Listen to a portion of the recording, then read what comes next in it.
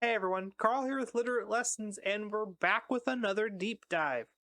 After the long holiday break and having time to play through the games and get all that stuff out of the way, I've done a lot of digging into how Terra types work and kind of exploring different Terra type options, different ways to play with Terastallization, and I've come to share all of what I've gathered with you all.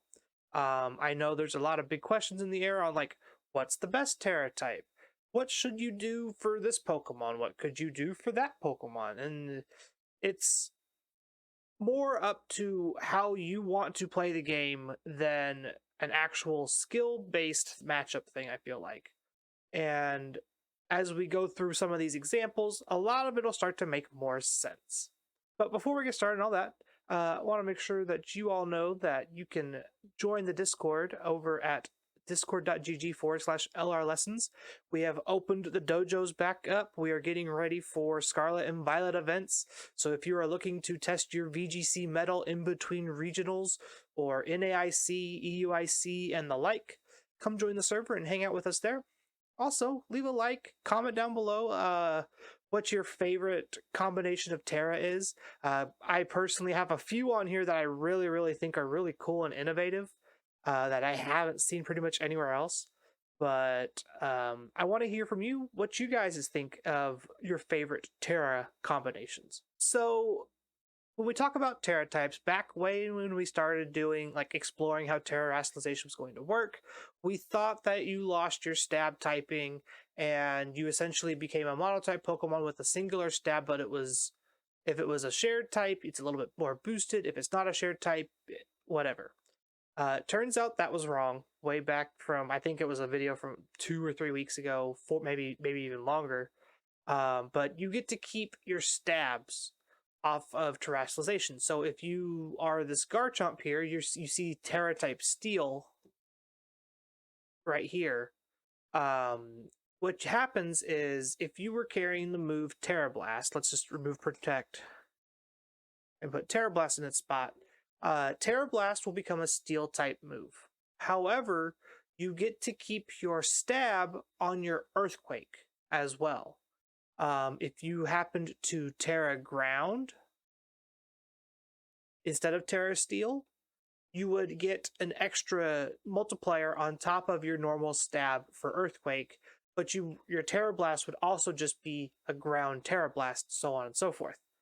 And this changes the game a little bit on how determining your Terra types and how you want to play it out kind of works, because now there's an even more reward for being these kind of offensive terrestrialization Pokemon, kind of like how Torkoal, Chi-Yu, Fluttermane all kind of want to do these big flashy stab attacks.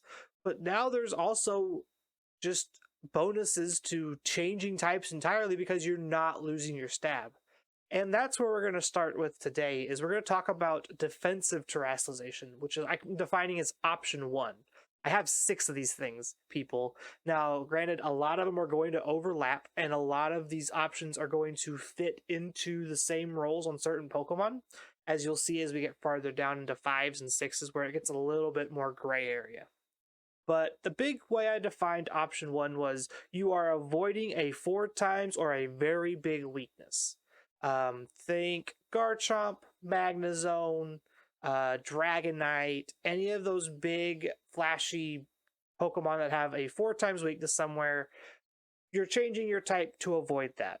In the case of Garchomp here, for this example, we are Terra Steel. You could also be Terra Fire. I prefer Terra Fire personally. It works the same way. You're avoiding a 4 times weakness to ice. And it works out that fire means you won't have to worry about being burnt because fire types can't be burned. And it works out that Garchomp here is a very good physical attacker. It's very fast, hits really hard.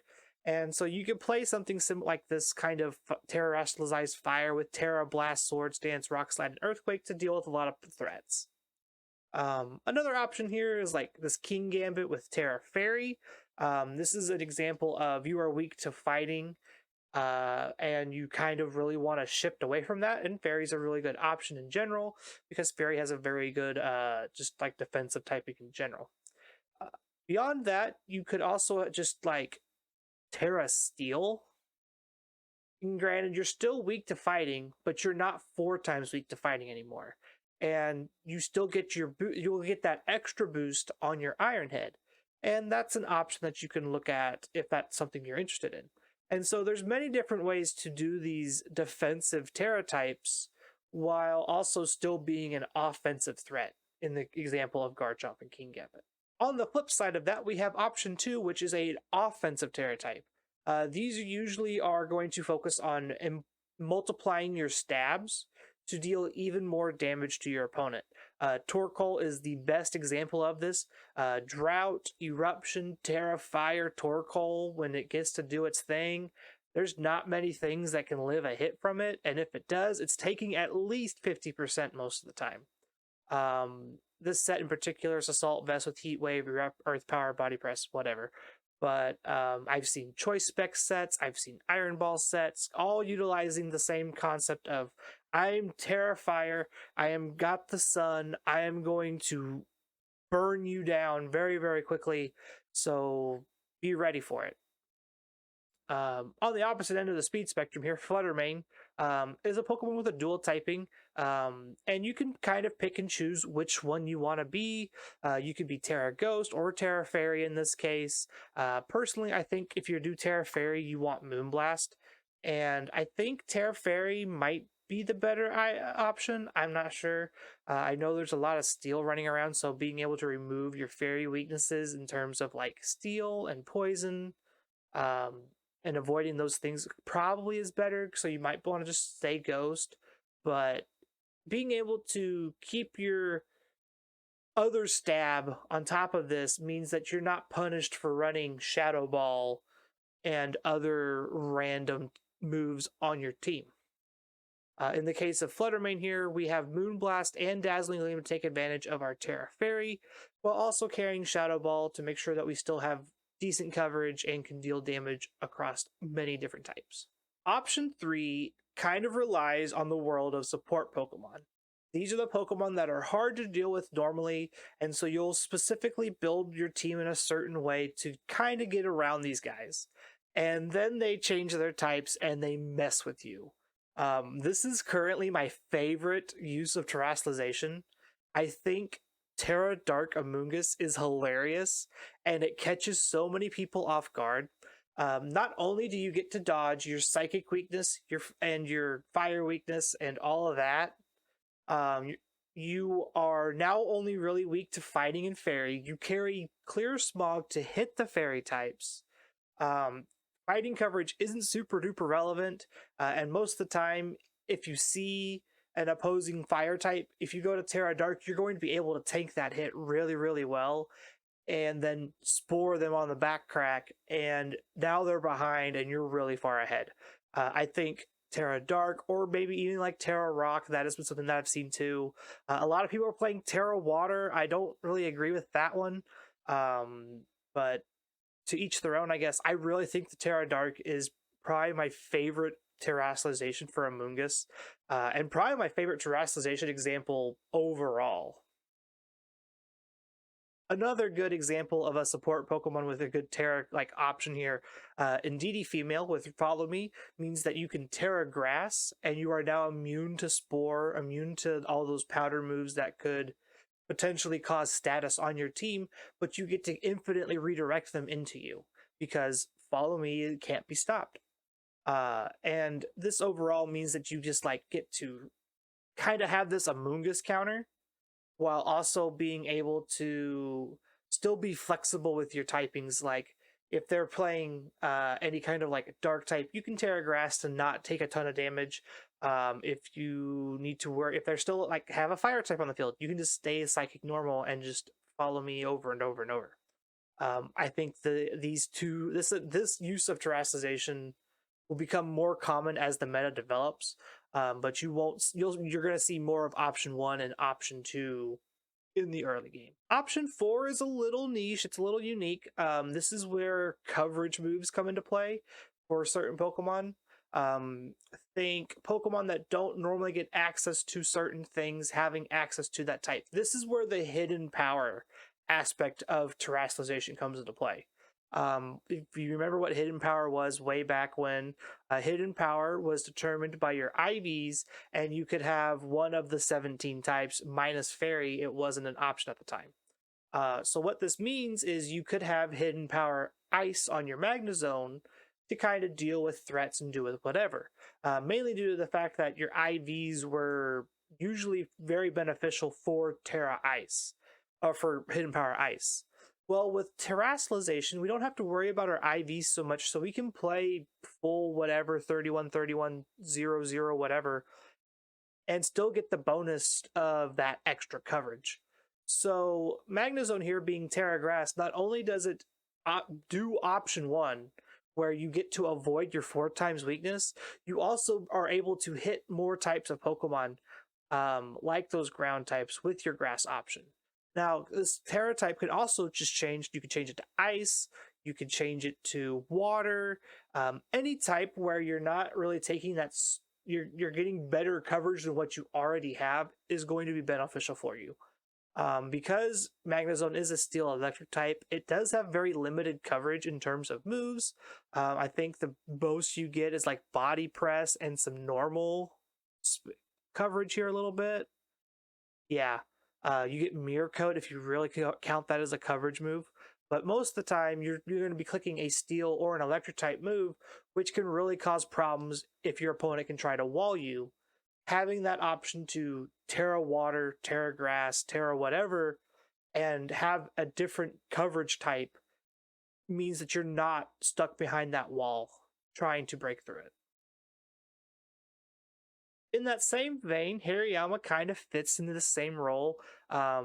We get to keep our fighting stab, so if we go, say, Tera Steel, we get boosted Bullet Punch, which Bullet Punch is a very good move right now, because Bullet Punch means you can hit the Flutter Mains, anything that's trying to be faster than you, and if you're hitting with Stab, it's going to really hurt, especially off of Hariyama's base 120 attack stat.